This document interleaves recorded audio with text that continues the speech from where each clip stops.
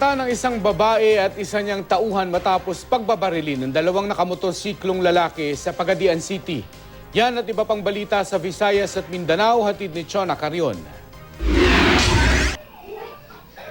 Dalawang tama ng bala sa kaliwang tagiliran ang tinamo ng 60 anyos na babaeng ito matapos pagbabarilin ng dalawang lalaking nakamotorsiklo sa Pagadian City.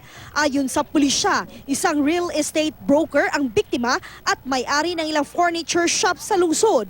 Pero wala raw ideya ang biktima kung ano ang motibo sa krimen.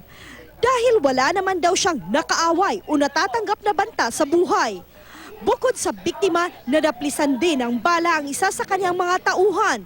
Patuloy ang investigasyon sa kaso. Nagpapatuloy ang protesta ng mga taga-suporta ni Iligan City Mayor Celso Regencia.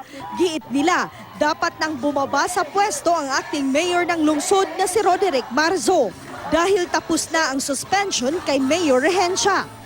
Pero si Marzo nanindigang hindi siya bababa sa pwesto dahil kakasuhan naman daw siya ng abandonment of post kung gagawin niya ito. Nakakulong pa rin naman daw kasi hanggang ngayon si Regencia dahil sa kasong murder at frustrated murder.